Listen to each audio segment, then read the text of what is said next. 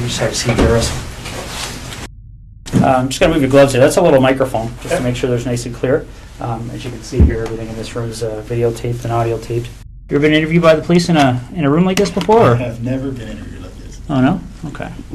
I guess the closest to interview by NIS for top secret clearance. Oh, yeah?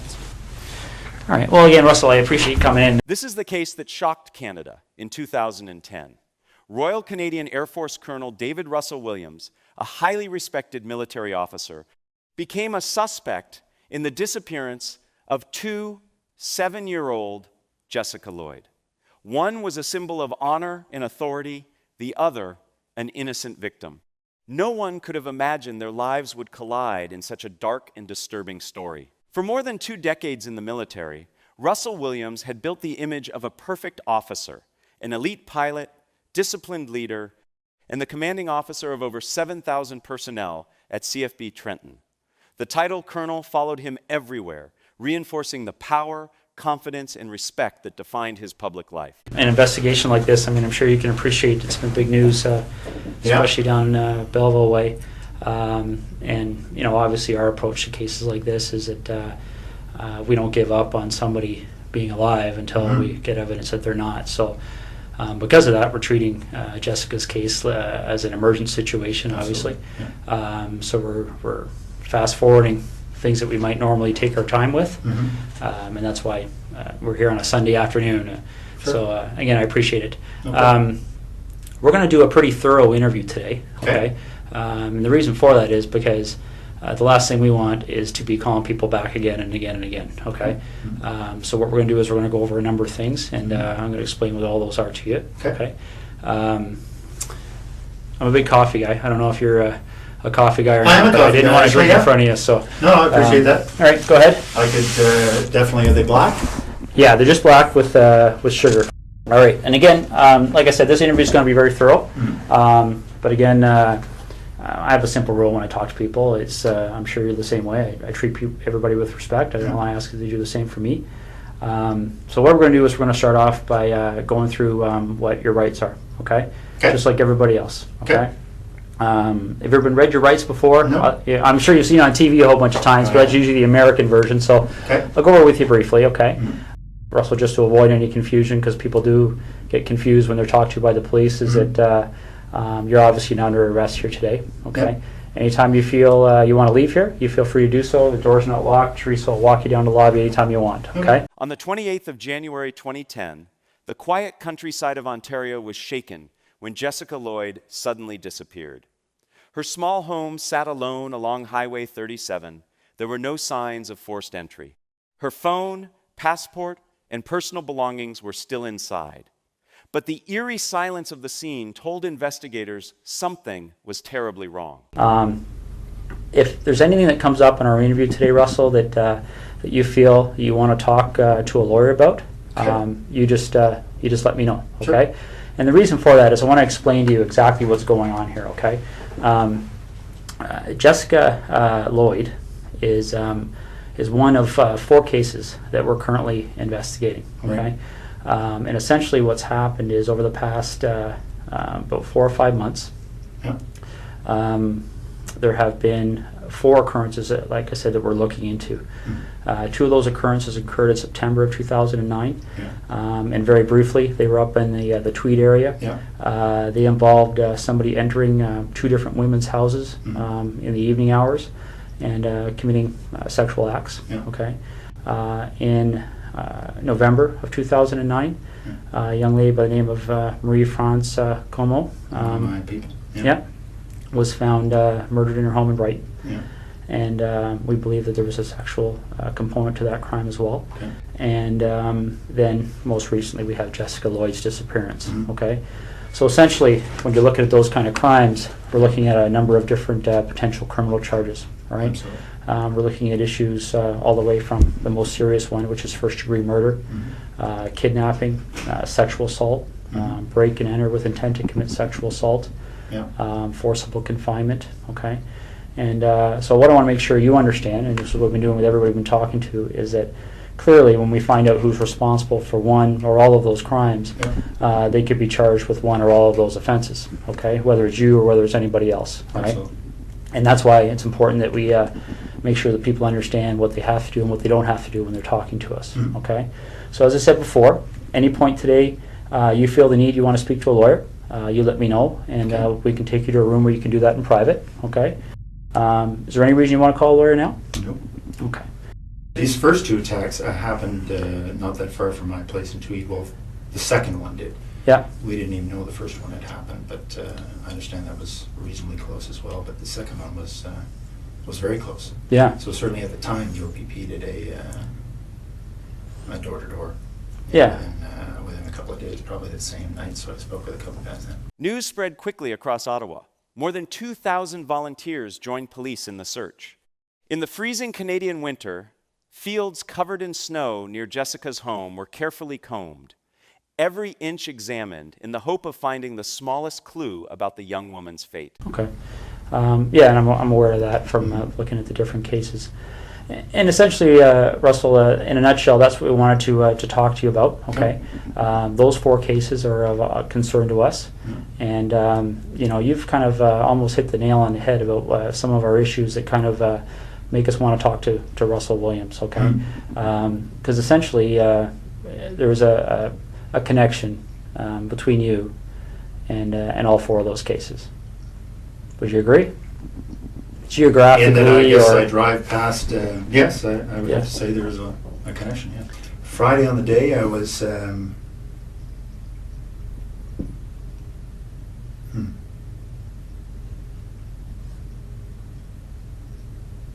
Friday on the day I was at home most of the time. Most of the day I had a sort of a stomach flu. Okay.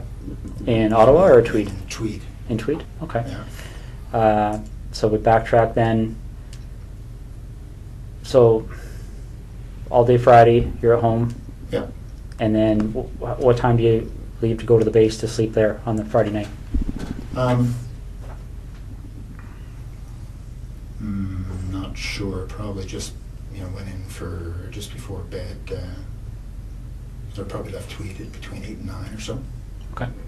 And you get to the base and spend the evening there and get up for the 5:30? Yeah. Okay. That's right. So we backtrack from there. When did you arrive at your home at the cottage? I don't want to get confused between your home in Ottawa and the home in Tweed. So, no, I had been in Tweed all week. Yeah. The week prior now. Yeah, I think that's the case. Was in Tweed all week. Flew Saturday. Headed to Ottawa Saturday night. Okay. So if you didn't have the stomach flu on the Friday, what was your schedule that day? 8, really. Okay. What would have been my schedule? Just a standard schedule in the office. Okay. So ops brief in the morning, a couple of meetings. I can't remember what the specifics were going to be. Okay. So Thursday night you slept at Tweed, or you? Yep. All right. And Then a witness came forward. He recalled driving home around 3 a.m. and noticing a suspicious SUV parked in a field near Jessica's house. It seemed completely out of place at that hour. That single detail led police to focus on tire tracks and boot prints in the snow, the first critical pieces of evidence. what did you do Thursday during the day? Thursday during the day, I was at the base again. I think it was a fairly standard day. I can't recall exactly, but yeah, nothing. I was not flying, so I was at the base. So I would have gone in early in the morning, back in the evening again. Okay. Okay. Now I'm not going to walk you through November, but I'm going to take you to a date that's probably pretty fresh in your mind. The day that Marie Franz coma. Yeah. Do you remember how you found out? I do. Yeah, I was sent an email. Well, as soon as the ops staff and the base learned, they told me. Okay. So I got an email. I can't remember if it was late at night, early in the morning. It was certainly. I saw it. I want to say first thing in the morning because I had just come back from Ottawa. I was in Ottawa for a set of meetings on one of the days. I can't remember what day of the week we're talking about, but no, I mean, obviously when your people gets killed, it gets your attention, so. Absolutely. Yeah, I very much remember that coming in. And how did you know Marie Franscombe? I'd only met her once. She was on a crew I was on just after I got to the base. Okay. Do you know roughly when that happened? Though we were on the same crew? The time you met her, the one time there, yeah. It was soon after I got to the base, so I don't remember exactly, but I would say in the first couple of months, so August, September. Okay. Yeah. Now, you got that email notifying you that something had happened. Yeah. Do you have any kind of a clear recollection as to how your schedule was going that week? Well, I can't remember what day that the message came in. Just a second.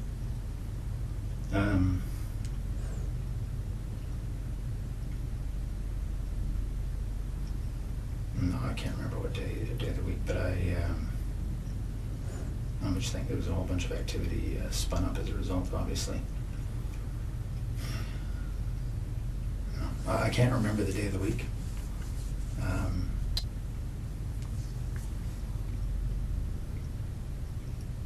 I'm just trying to think through the news reports I read.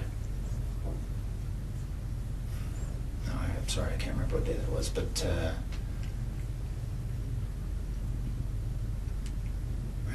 what we learned after the fact was that the MPs had learnt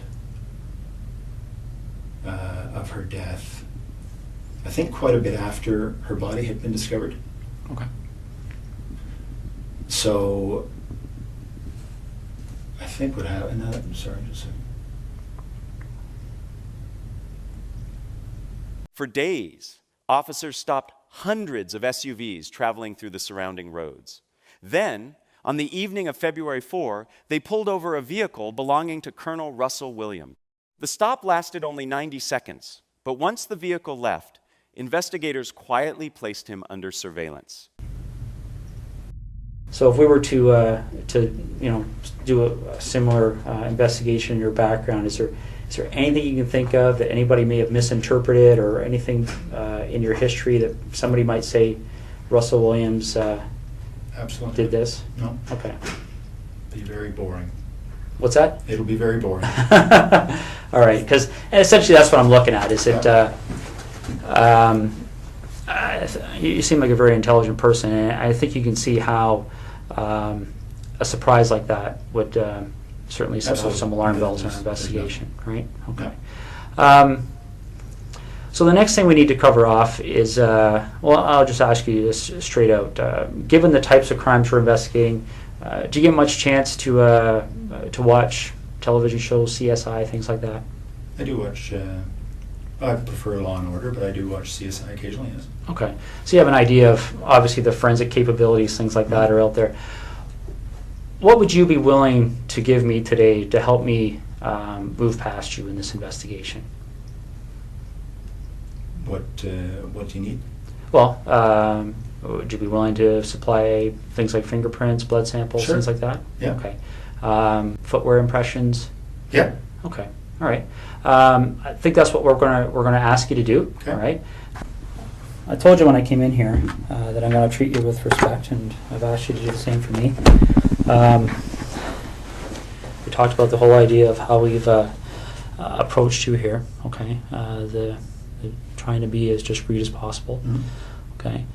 But the problem is, Russell, is every time I walk out of this room, there's another issue that comes up. Okay. And it's not issues that point away from you; it's issues that point at you. Okay. And I want you to see what I mean. Mm-hmm. All right.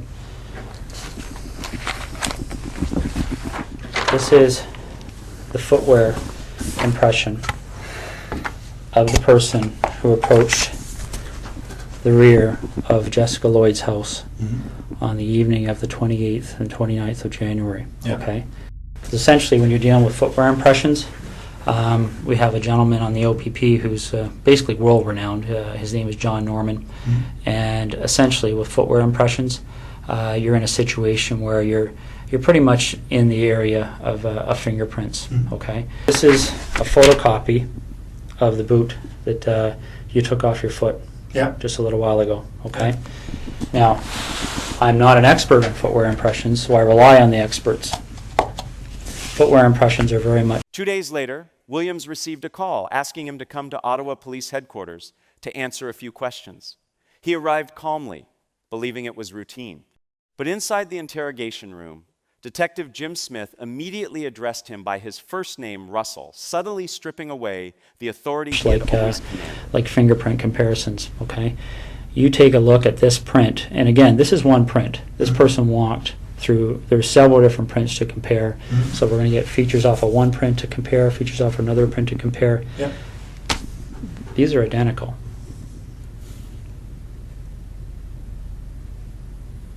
Okay. Your vehicle drove up the side of Jessica Lloyd's house. Your boots walked to the back of Jessica Lloyd's house on the evening of the 28th and 29th of January. Okay. You want discretion.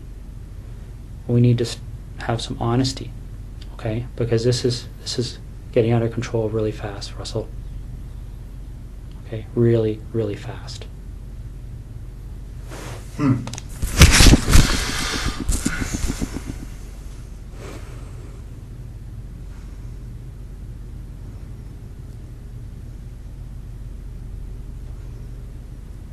This is getting beyond my control.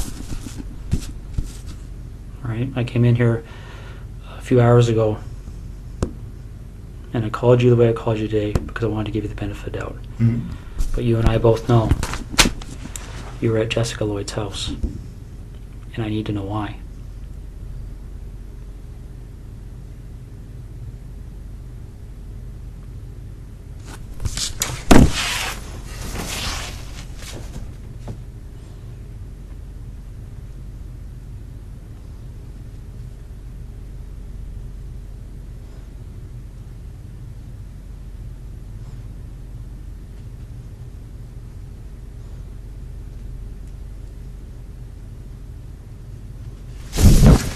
I don't know what to say.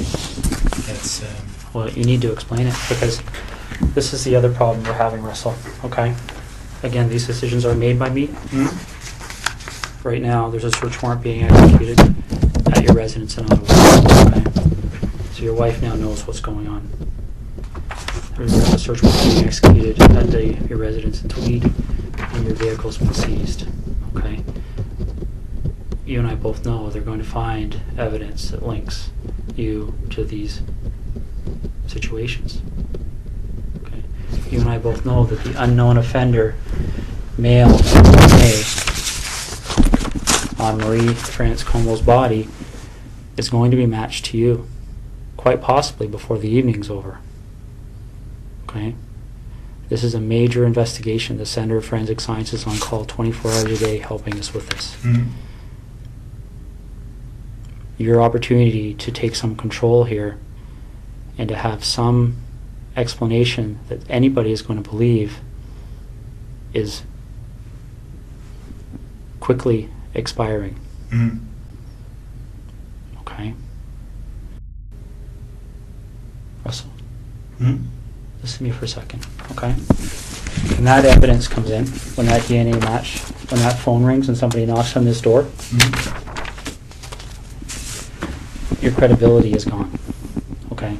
Because this is how credibility works, all right? And I know you're an intelligent person and you probably don't need to hear this explanation, but I also know your mind's racing right now, okay? Because I've sat across a lot of people in your position over the years, okay?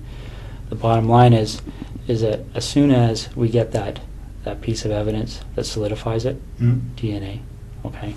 As soon as the expert in footwear impressions, the expert in tire impressions, calls and says, yes, I've examined those and they're a match, it's all over. Because as soon as that happens... The conversation began calmly. His schedule, where he had been, what he had done in the previous days. Yet each question was a psychological trap designed to build a timeline. The long silences in the room slowly turned the atmosphere tense and suffocating. Where's your credibility? Where's your believability? Russell, you know there's only one option. What other option is there? What's the option? Well, I don't think you want the cold-blooded psychopath option. I might be wrong. Okay, because don't get me wrong, I've met guys who actually kind of enjoyed the notoriety, got off on it, got off on having that label. Bernardo being one of them. I don't see that in you. If I saw that in you, I wouldn't be back in here talking to you, quite frankly.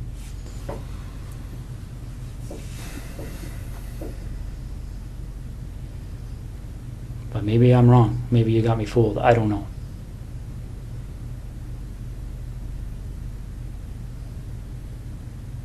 This is over. And it can have a bad ending where Jessica's parents continue to wonder where her daughter's lying.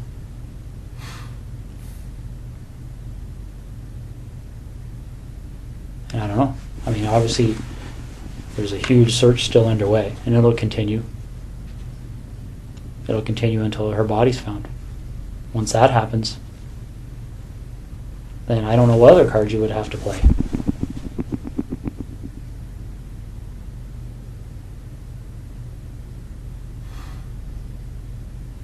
So what are we going to do?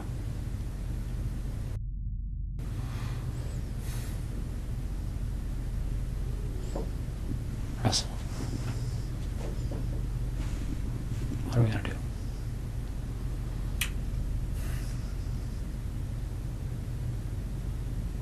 Call me Russ, please. Okay. What are we going to do, Russ?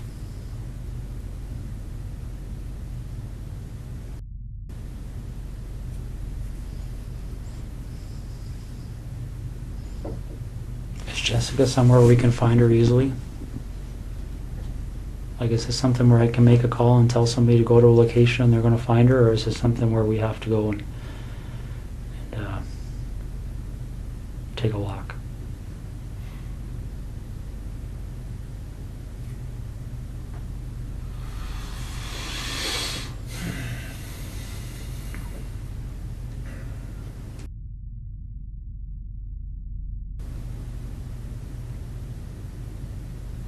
Russ, maybe this would help. Can you tell me what the issue is you're struggling with?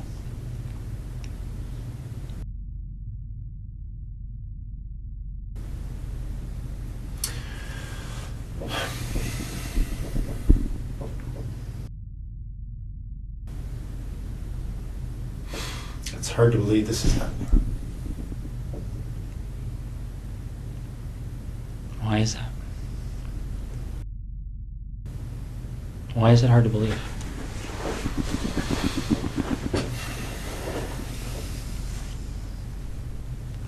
Russ, is there anything you want from me?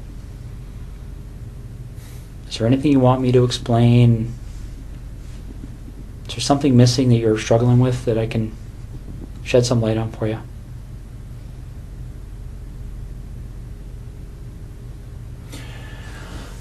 Then Detective Smith placed the comparison images on the table. Tire tracks and boot prints from the scene near Jessica Lloyd's home. He told Williams they matched. The pressure in the room intensified. The man who once commanded thousands of soldiers now sat quietly, glancing down at the boots on his own feet. I'm struggling with how upset my wife is right now. This investigation will end up costing no less than $10 million. Easy. And they will say no to nothing. Any request this major case manager makes on this case, they've already been told it's approved. Don't even bother asking. So what am I doing, Russ? I put my best foot forward here for you, bud.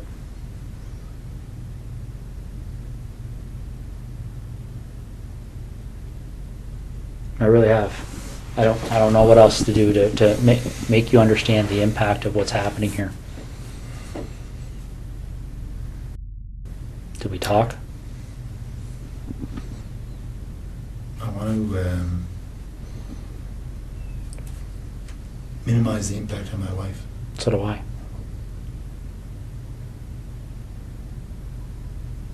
So how do we do that? Well, we start by telling the truth. So where is she?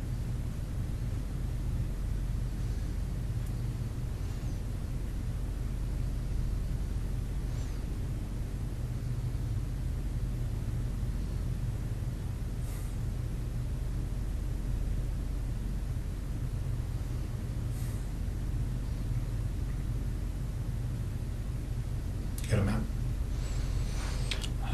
Is she close to where she lives? I've got maps of that general area. Which town is she near? Why don't we start there? I'm not sure. If you give me a map of that covers Calabar down to the highway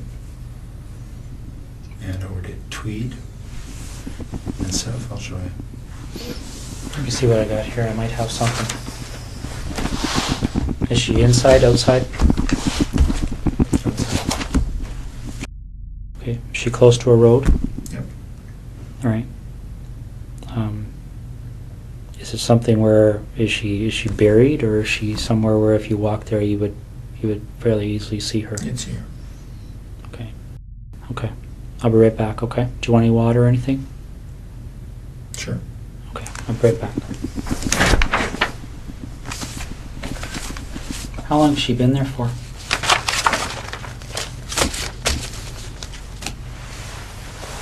A little over a week. Was it fairly quick from the time she left? Friday night.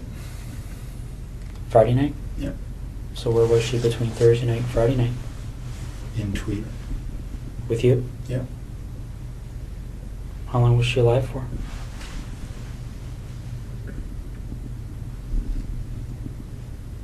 Almost 24 hours, not quite. Okay. Russ? You're doing the right thing here. Okay. When Williams learned that police were already searching his home and vehicle, his composure began to crumble. He no longer insisted on being called Colonel. Instead, he quietly said, "Call me Russ." The final layer of confidence had collapsed, and the truth was beginning to surface. Barry, the obvious question I'm going to have for you is, when they go there, and they'll be there shortly, they're going to find her. Oh, yeah. What do you want to talk about? Guess it's pretty wide open now, eh? Yeah. What do you want to know? Well, do you want to work forwards or backwards? Doesn't matter. Why don't we start with Jessica? Okay. How does that start for you?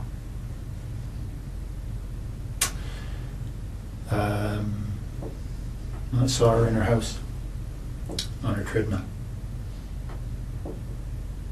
Wednesday night, I guess. Then I noticed she wasn't there Thursday. So I got into the house to look around.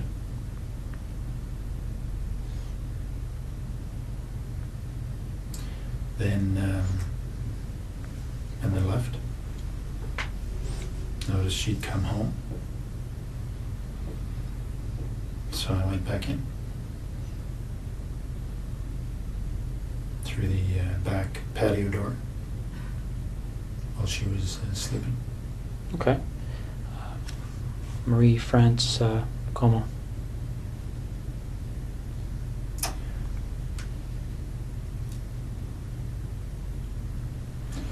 There was an open window in the basement of her house when she was away.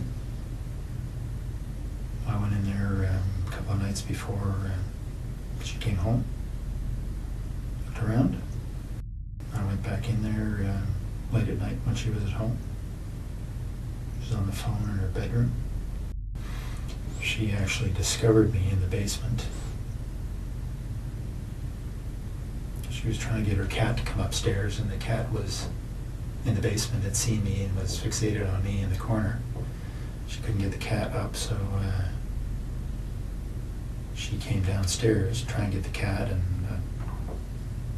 weren't sure why she came over to me. I guess the cat was staring at me, and she was wondering what the cat was staring at. The lights were on. So when she spotted me, I had the same flashlight. I subdued her. Tied her up, brought her upstairs.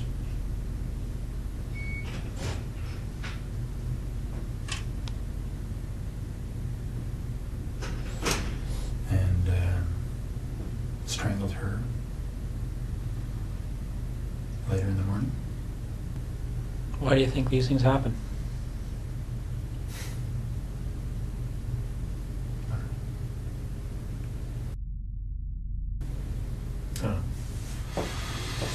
Have you spent much time thinking about that? About why? Yeah. Yeah. But I don't know the answers.